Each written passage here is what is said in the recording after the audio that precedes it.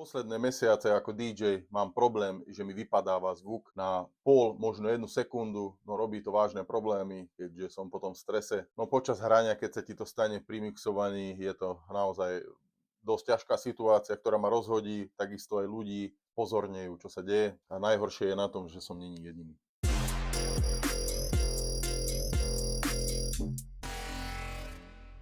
Dlhé roky som pionír pozitívny, ako sa hovorí. Veľmi rád používam ich výrobky. Stále som bol viac menej pionír od začiatku, okrem Technicsov, ale v poslednej dobe nejak strácam dôveru v tejto značke, keďže neviem, v čom je problém a práve preto som to chcel aj s vami prebrať, že aké máte vy skúsenosti, alebo čo sa vám konkrétne vám v reálnych skúsenostiach deje s touto značkou. Bavíme sa o Pioneer Alpha Theta, ja mám zatiaľ Pioneer FLX 10 alebo Flex 10 konzolu, ktorá je ešte označovaná ako Pioneer, nie je to Alpha Theta, je to myslím jeden z tých posledných produktov, ktorý sa predával pod značkou Pioneer. Poslednú dobu, asi posledný rok, začínam evidovať také malé výpadky, seknutia, nenačítanie tracku a podobné veci. Konkrétna moja skúsenosť je, že používam Serato a streamovaciu službu cez Tidal a po dlhšom hraní, povedzme po nejakej hodinke, dve, krátky výpadok zvuku, úplne malé seknutie, není to podľa mňa ani sekunda, je to taký mikrolog a nie vždy, nie často, ale napríklad na poslednej akcii, čo som hral minulý víkend, tak to bol výpadok asi 10 krát za celý večer. Medzi tým som skúšal v prestávke si reštartovať počítač, Pioneer konzole FLX 10 a MacBook Air M4. Mi prosím nepíšte, že výkonovo to nie je dostačujúce, lebo je to výkonovo nadštandardné podľa mňa, lebo myslím si, že to úplne stačí aj podľa špecifikácie Pioneeru a ich softveru Serato.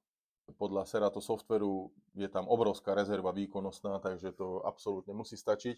Najhoršie je na tom to, že začínam evidovať toho viac. Neviem, či je to kvôli tomu, že niekto si na tom ide stavať promo a čiže viete, už teraz sa všetko robí kvôli tomu, aby sa kliklo na videjko, je to zaujímavý názov, zaujímavý content, ľudia sú zvedaví, takže si na to kliknú a títo youtuberi alebo tieto osobnosti na tom v podstate zarábajú. Takže neviem, či ide o to, dúfam, že áno, lebo to by bolo pozitívne pre nás, pre DJ-ov, že by to fungovalo normálne, ale keď si tak pozrete už iba tuto nedaleko od nás, náš najlepší DJ na Slovensku, DJ EKG, 1-2 víkendy dozadu mal tiež výpadok. Proste počas hrania sa mu pokazol mixpult. Vyzeralo to byť ešte na Pioneer, asi 900 tam bola, ak som dobre videl. Tiež výpadok počas hrania, ako mali obrovské šťastie, ja si myslím, že mali po ruke jeden ďalší mixpult, lebo neviem si predstaviť, čo by sa dialo, keby nemajú. No a pár mesiacov dozadu sledujem Jamesa Hypa a takisto James Hype mal obrovský výpadok. Proste v jednom logu mal 2 výpadky, kde na jednom festivale sa mu pokazil mixpult, na druhom festivale, ak sa nemyslím, bola to Šnúra, že mal double booking, že v ten večer ešte mu vypadol na druhom festivale player. Tam bolo niečo s linkovaním problém, že nečítal sa do playera jeho playlist, nenačítalo sa USBčko, takže ako fakt zaujímavé. Bolo to Pioneer CDJ 3000, ešte nie X, ale práve aj preto by som sa chcel opýtať aj vás, kľudne napíšte do komentu, ako ste vy s týmto a či máte skúsenosti Alpha Theta Pioneer 3000X so streamovacou službou, či je to spolahlivé, či z toho hráte celé noci alebo tak. Lebo ja si myslím, že za to je rozdiel aj nejaká hosťovačka, nejaká hodinka, dve, keď hráš, alebo keď to šviháš celú noc, viac menej celý deň, ako my eventoví DJ, že ti to ide 12-14 hodín, to je jeden software, aj keď neviem, nevidím v tom ja takto technický problém, ale prečo sa to deje, neviem. Keď som volal do jedna z najznámejších predajní na Slovensku, ktorá predáva DJ techniku, som sa chcel informovať, či sa im už niekto na toto sťažoval, alebo sa niekto pýtal, že riešil takýto problém. Jednoznačne mi povedali nie, že som asi jediný, ktorý má výpadok. Ale všeobecne známe na internete sa viete dočítať, že dokonca aj profesionálni DJ hlásili problém s updateom, napríklad firmware padal na Pioneer CDJ 3000, ktorý musel Pioneer stiahnuť, pretože DJom po update zmizli playlisty z USBčka, Predstavte si situáciu, prídete hrať, zapojíte si USBčko a váš playlist tam nie je. Aj keď ste si istí, že ste doma dali, tak vám to nefunguje. Takže neviem, čo sa deje. Potom sa viete na internete dočítať taký problém, že čo je ďalší problém hardvéru, že niektoré zariadenia mali dokonca aj výrobné chyby. Pri jednom novom all-in-one systéme objavili zamrznutie systému, čierna obrazovka, alebo že úplne vypadol zvuk. Firma to riešila opravami, ale takéto veci DJ-ov prirodzene zneistia, takže je to naozaj blbá situácia, lebo neviem, mne sa stalo napríklad, že som odpálil track, normálne som stlačil play, indikovalo mi na vstupe, že hrá to, ale pritom von zvuk nešiel. Čo opätovným načítaním toho istého tracku to zrazu išlo. Ako nechápem, čo sa deje. Neviem, mám pocit, že v dnešnej dobe to už není ani tak ako hardware, ale kombinácia. Firmware, Recordbox, Serato, že DJ technika bola kedysi jednoduchšia, jednoducho si pichol USBčko, player, hráš. Dnes je to dosť komplikovaný ekosystém, ako sa povie.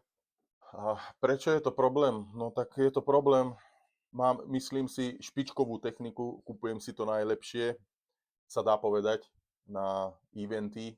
Od jedného kolegu som dostal odpoveď, tak si kúp Pioneer 3000X, kde tam mám garanciu, že sa toto nebude diať a pôjdem na 5-násobnú cenu, lebo keď si to mám vykombinovať, že dva playere 3000 XK plus nejaký seriózny mixák k tomu, tak sa dostávame zhruba na 8 až 10 tisíc eur. Ako ja si myslím, že kam by sme sa potom dostali cenovo za eventy. Viete, aj tá strata na tej elektronike časová a tak, tiež nejakú návratnosť a podobné veci. No, neviem.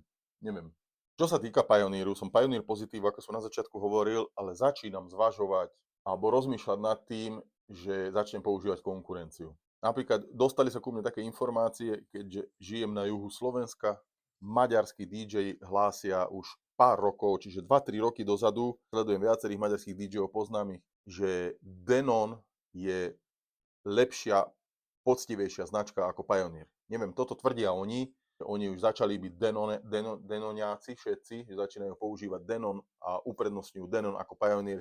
Samozrejme, ten klubový štandard je stále Pioneer. Bavíme sa o DJ-och, ktorí sú hlavne eventoví DJ a tak. A takisto už aj túto v našom okolí začíname vidovať to, že DJ uprednostňujú Denon značku. Či je to kvôli cene, alebo aj kvôli cene, lebo samozrejme Denon je cenovo nižšie ako je Pioneer. Mal som možnosť odskúšať aj Denon, pozdáva sa mi, len keď si zvyknutý na Pioneer štandard, je to troška taký prechod, jak keby pri autách porovnáme z Japonca na, alebo lepšie povedané, z Nemca na Japonca, hej, takže nehovorím, že jedno je lepšie alebo druhé, ale asi viete, čo s tým myslím. Ako som hovoril, Pioneer je stále svetový štandard, ale mám pocit, že posledné roky prichádza viac problémov než kedysi. Možno je to aj tým, že technika je dnes komplexnejšia, možno je to iba prechodné obdobie, ale ako DJ chcem vedieť, že keď stlačím play, tak to bude hrať. A nie mať stres z tohto, keďže potrebujeme sa venovať ďalším veciam. Možno som zabudol povedať, že som DJ, ktorý mixuje počas celého večera a používam viac menej všetky funkcie, efekty a stemsy a podobne. Čiže chápem, že asi ten procesor na počítači viac zaťažujem a toto, ale niektoré konzoly to dokážu bez problémov prehrať počas celých nocí a nie je problém a pri Pioneeri evidujem už tieto chyby. Zatiaľ Denon informácie, nejakých výpadkov som nenašiel, aj keď som počul, aj pri Numarku, aj pri Denone nejaké problémy, ale... Takže budem rád, ak napíšete do komentu, akú máte skúsenosť vy, či máte podobné problémy alebo podobné výpadky. Rád by som sa z tejto situácie nejak vymotal. Ďakujem, že ste si pozreli toto video. Čaute.